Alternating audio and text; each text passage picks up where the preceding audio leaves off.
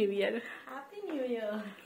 নতুন বছর ঢুকেছে একদিকে, আর তোমরা 100 পর্ব আজকে ক্রস করবে, কেমন লাগছে? খুব ভালো লাগছে নিশ্চয়ই। মানে যখন আমরা এত ব্যাক টু ব্যাক শুট করতে থাকি যে আমাদের রিয়েলাইজই হয় না যে 1 থেকে 100 কখন হয়ে গেল। এখনো ফিল হচ্ছে যে ওই ফার্স্ট পর্বটাই সে আমরা প্রচন্ড একটা তামঝাম, মানে প্রচন্ড চাপ, মানে সিরিয়াল শুরু হলে যেটা হয় একটা প্রচন্ড একটা চাপ থাকে।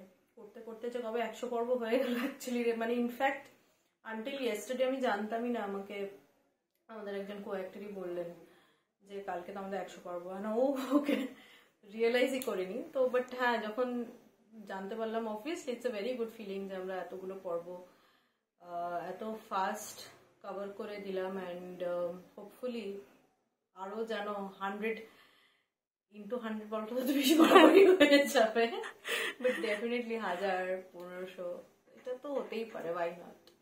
মানে একটা ছোটখাটো মাইলস্টোন বলা যেতেই পারে, হ্যাঁ, তাও সফলভাবে। ডেফিনেটলি, হ্যাঁ সফলভাবে, ডেফিনেটলি। দর্শকদের কাছে তো একদম পুরো মন কাড়া একটা অভিনয় দেখছে সবাই, সকলের সাথে সাথে সবার প্রিয় হয়ে উঠেছ, মানে সবার বলে ভুল হবে, কিছু মানুষ ছাড়া, বা দেখা যায় প্রায় সকলের। তো সেই জায়গায় দাঁড়িয়ে কি বলবে? প্রিয় কতটা হয়ে উঠেছি জানি না, বাট আমি সোশ্যাল মিডিয়াতে কমেন্টস গুলো ফলো করি, দেখি মাঝে মাঝে আমাদের সানের পেজে যে ক্লিপিং গুলো দেওয়া হয় সেখানে যে কমেন্টস গুলো আসে, মজা লাগে পড়তে অ্যাকচুয়ালি, বিকজ ভীষণ রেগে আছে লোকজন, ভীষণ ক্ষিপ্ত। এবং হ্যাঁ, মেহুলির ওই আমাদের ক্রিসমাসে যে পার্টটা গেল যেখানে আমি আলো গায়ে আগুন লাগিয়ে দিচ্ছি, তো ওখানে লোকজন বলছিল যে মেহুলির মুখে আগুন জ্বালিয়ে দেওয়া উচিত, মেহুলিকে পুড়িয়ে। মজা লাগে। And but actually for a negative character I think এটাই আমাদের প্রাপ্য, মানে প্রাপ্য ইজ মানে এইটা যদি এই কমেন্ট গুলো পাচ্ছি, মানে যেটা করার চেষ্টা করছি, যেটা পোর্ট্রে করার চেষ্টা করছি, সেটাতে কোথাও গিয়ে একটা কিছু ঠিক কাজ হয়তো করছি। এটাও এক ধরনের ভালোবাসাই, as a villain, as a negative character. তো হ্যাঁ, মানে আমি সত্যি ভাবিনি যে মেহুলি এরকম হয়ে উঠবে, বাট বেশ মজা লাগছে করতে। যেটা জানতে চাইবো যে আলো তো চেষ্টা করছে শ্বশুর মশাইয়ের খুব কাছাকাছি আসার জন্য, ভালো বৌমা হওয়ার জন্য, বা আলোকে কখন আলোর সঙ্গে কথা বলতে বলতে আর জানলাম যে আলো চেষ্টা করছে কখন তার শ্বশুর মশাই আলো মা বলে তাকে কাছে টেনে নেবে। তো তোমাকে কি কষ্ট করতে হচ্ছে শ্বশুর মশাইয়ের কাছাকাছি আসতে? না, আলো মানুষটা ওরম নয় যে আলাদা করে, মানে মেহুলি যেমন, মেহুলির একটা উদ্দেশ্য প্রণোদিত, সবকিছু একটা উদ্দেশ্য নিয়ে করে। আলো তো মানুষটা খুবই নিরীহ, নিপাট ভালো মানুষ। মেহুলি যেটা একদমই নয়, মেহুলির মধ্যে ভালো মানুষের ভাও নেই। তো কিন্তু আলো তো খুবই সিম্পল একটা মেয়ে, যে মানে কোনো উদ্দেশ্য নিয়ে কিছু করে না, ও শুধু বাবার ভালোবাসাটা অর্জন করতে চায়।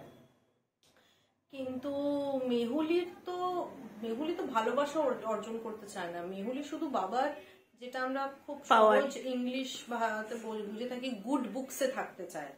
এবং উদয়ন সিংহ রায়ের পাওয়ার, টাকা পয়সা, সেটাতেও ইন্টারেস্টেড। মেহুলির আর কোনো ইন্টারেস্ট নেই। আর আপনার প্রশ্নটা উত্তরে যেটা বলবো, যে মেহুলিকে আলাদা করে চেষ্টা করতে হয়নি কখনো, কারণ বাবা মানে প্রথম থেকেই মেহুলিকে প্রেফারেন্স দিয়ে এসছে, because Mehuli is the more educated one. Mehuli ব্যবসা সামলায়, মেহুলি অনেক কিছু নিজের কন্ট্যাক্টস আছে বলে সেগুলোকেও ম্যানেজ করে নেয়।